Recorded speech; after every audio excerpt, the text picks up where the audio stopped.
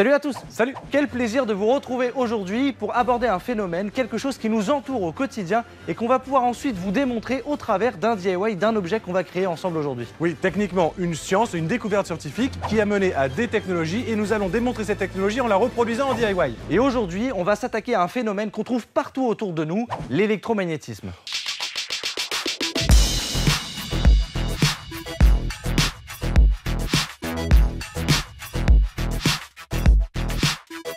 En gros, l'électromagnétisme, c'est tous les phénomènes qui résultent de l'interaction entre l'électricité et le magnétisme. Mais est-ce que vous saviez que pendant des années, les phénomènes électriques et magnétiques ont été considérés comme bien distincts? C'est en 1873 que ça commence vraiment à devenir intéressant, quand Zenob Gramme développe un dispositif composé d'un aimant, d'un noyau de fer et d'un conducteur enroulé en spirale. Et lorsque l'aimant est mis en rotation à proximité du conducteur, le flux magnétique variable Induit un courant électrique dans le conducteur. Ce courant électrique peut donc être ensuite utilisé pour alimenter des appareils électriques ou être stocké pour une utilisation ultérieure.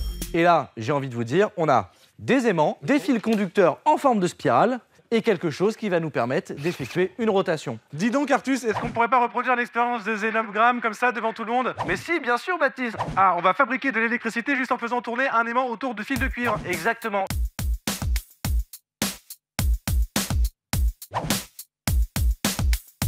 Donc là, techniquement, j'ai un système qui me permet de faire de l'électricité au 19e siècle. Oui, enfin, on est en train de créer nous-mêmes un moteur sur quelque chose qui est alimenté par un moteur. On fait de l'électricité avec de l'électricité. Mais bon, c'est pour démontrer un phénomène scientifique, ça va. Voilà. Ensuite, avec la bobine de fil, et du coup, on va l'enrouler en spirale pour créer un taureau. On a notre spirale et un dispositif qui va nous permettre de mesurer ce qui s'y passe. On le met aux deux extrémités de la bobine de cuivre, juste ici. Donc maintenant, on a notre aimant, notre spirale de cuivre, et on va faire tourner l'aimant près de la spirale pour voir ce qui se passe. Il se passe quelque chose? Fais gaffe, ça va faire des éclairs.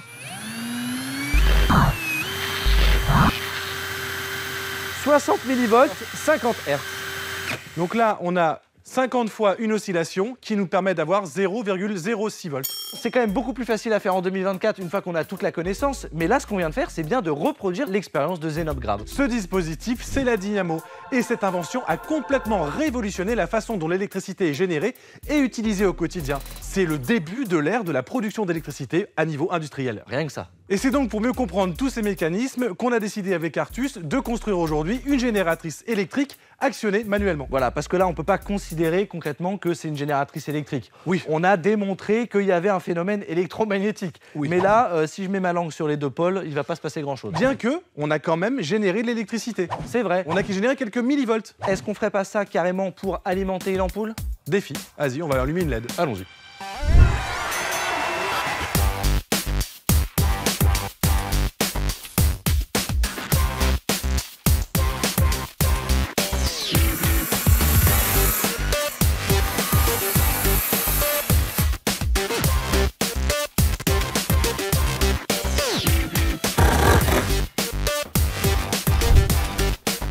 Merci. De rien.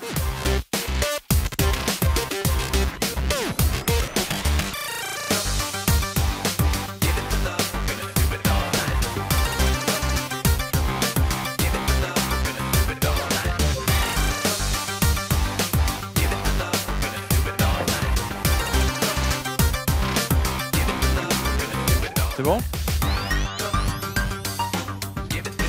Bon!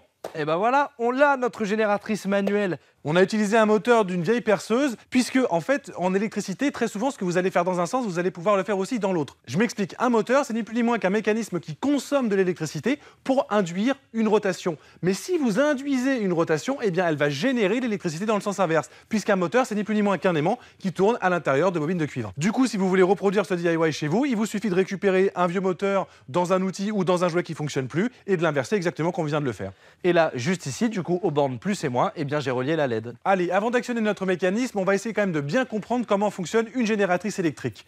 En premier lieu, il y a l'effet d'induction électromagnétique dont on vous a parlé un petit peu plus tôt, qui a été découvert par Faraday et qui dit que si un aimant bouge près d'un fil de cuivre, ça crée un courant électrique dans le fil. Et du coup, c'est comme si le mouvement de l'aimant agissait sur le fil pour produire de l'électricité. Et en second lieu, la loi de Lenz qui explique que la façon dont le flux magnétique change est liée à la tension électrique produite. Autrement dit, lorsque le flux magnétique change, ça crée une sorte de poussée qui va générer une tension électrique. Le courant qui est produit peut alors être de deux types. D'abord, le courant continu, ça veut dire que les électrons se déplacent toujours dans la même direction, de la borne négative vers la borne positive. Ils bougent lentement, à hauteur de seulement quelques mètres par heure, et ce courant est souvent utilisé dans des applications qui nécessitent une alimentation stable et constante, comme par exemple des piles, des ordinateurs, des smartphones, etc. Et il y a aussi le courant alternatif, et là les électrons ils vont et ils viennent dans les deux sens du circuit. Du coup ça signifie qu'ils oscillent très rapidement sur une toute petite distance. Cette fréquence d'oscillation elle est généralement de 50 à 60 Hz par seconde, ce qui veut dire 50 à 50 fois par seconde. On a tous entendu parler du 230 volts 50 Hz, celui qui est du coup distribué dans nos maisons. Et c'est d'ailleurs pour ça que le courant alternatif est utilisé dans les applications de distribution électrique à grande échelle, telles que les habitations ou les industries avec les moteurs électriques, etc. Du coup, à l'époque, il y avait quand même une petite guéguerre entre les fans de Tesla, les fans d'Edison, etc., entre le courant continu et le courant alternatif. On ne savait pas trop quoi utiliser. Bon, maintenant, on sait très bien à quelles applications on doit utiliser du courant continu ou du courant alternatif. Oui, parce que pour transporter du courant continu sur des longues distances, c'est beaucoup plus compliqué que du courant alternatif. Et en même temps, on n'a pas besoin de le transformer, donc c'est plus pratique dans certains cas. Bref. Bon, et maintenant qu'on a toutes ces notions, eh ben on va pouvoir peut-être tester notre système et voir si notre LED s'allume. On y va ou pas? Bah vas-y. Oh là c'est mignon. On a failli faire... Oh là là. Donc je vous rappelle le principe, c'est bien de tourner les engrenages pour faire tourner le moteur qui du coup, avec l'électromagnétisme, va nous générer un courant qui allume la LED. Ça marche. Mais alors tu te rends compte quand même que même pour faire quelques volts et quelques milliampères, il faut de l'énergie quand même, hein? Pour les stations hydroélectriques, on va retrouver le principe du moulin à eau. C'est vraiment une turbine qui va être actionnée par le pouvoir de l'eau et cette force-là va être transmise à la génératrice. Encore une fois ici, c'est notre moteur inversé qui va du coup ensuite produire de l'électricité. Et une fois qu'on a compris ça, on a tout compris quand on veut construire une centrale électrique, c'est juste trouver un moyen de faire tourner un aimant très très vite autour de bobines en cuivre. Hein. Donc là, concrètement, forcément, sous forme de DIY, on n'est pas très optimal. Un moteur de perceuse, il n'est pas optimisé pour une conception en génératrice. Ici, on a dû créer un système d'engrenage, etc. Peut-être que si on mettait tout ça à plus petite échelle et de manière beaucoup plus optimisée, on pourrait recharger le téléphone de Baptiste. Ouais, complètement. Et c'est pour ça qu'on a des systèmes comme ça qui sont quand même un peu plus perfectionnés et qu'on peut retrouver dans le commerce.